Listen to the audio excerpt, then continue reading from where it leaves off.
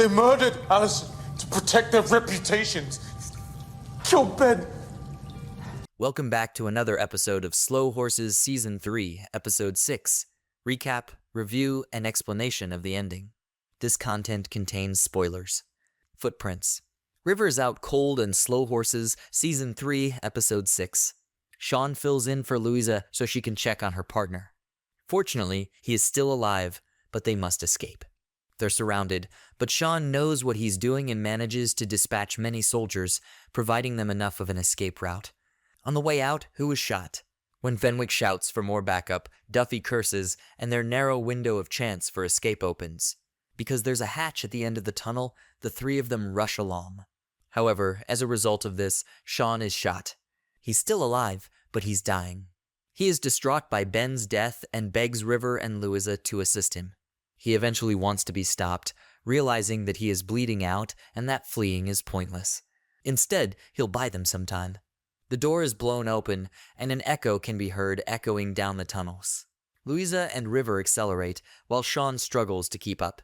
He begs River and Louisa to get it out there, Ray. The files while cradling his revolver.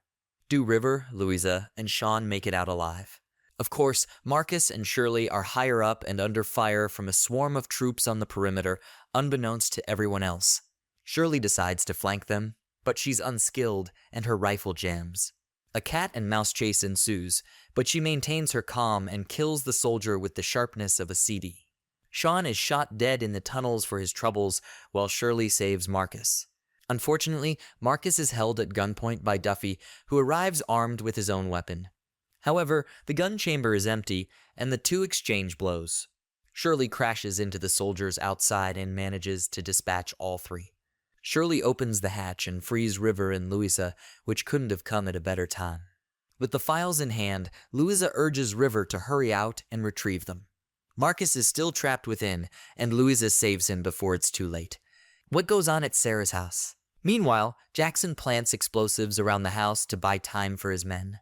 He also places Pringles all the way up the stairs as a makeshift noise alarm, while Catherine is forced to hide in the closet.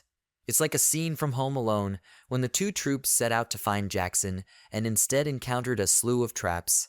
Following this, Ho arrives with his party bus, which he has hot-wired, and says that the Ho-sold cavalry is on its way. Sarah strangles one of the soldiers, while Jackson Lamb delivers the killing blow to the other. Catherine was, in fact, bait the entire time.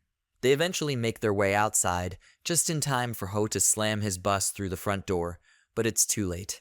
Sarah isn't thrilled that her house has been damaged, but at least she and her family are still alive. Is River leaking the files? In the aftermath of this upheaval, Ingrid is determined to distort the tale to her liking and keep it hidden from the public. Diana, on the other hand, mocks her, pointing out that she hasn't heard from Duffy or the others, implying that something is wrong.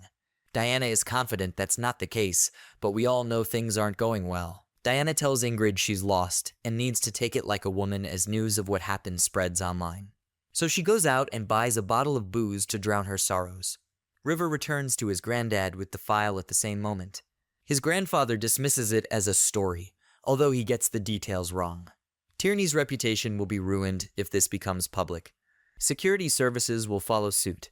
River is sure that this is the correct thing to do, despite David's insistence that Allison's death is simply gossip. David, on the other hand, decides to burn the files in order to protect himself. River departs his grandfather's residence with the real files in his car as Ho and Jackson drive back the other way. He expected his granddad to do this and has a backup plan. What occurs in the epilogue? Jackson encounters Diana, and the pair and their bench have vanished. Instead, the two go out for ice cream, where Diana thanks him tentatively for leaking the file and getting it out. Apparently, it wasn't Jackson's fault, but rather River Cartwright's. Diana is now first desk, but she has a tremendous mess on her hands. She washes her hands of the fatalities, but now she's in charge, and she'll be held responsible for everything. Catherine has left, and Jackson appears to be preparing to take over Slough House without one of his most valuable assets. Will he make it? The episode review. There's lots to look forward to. It's evident that River's decision will have far-reaching effects in the seasons ahead, continuing the story that this one has begun. Pandora's box is officially open, and no one knows what effect it will have on everyone else.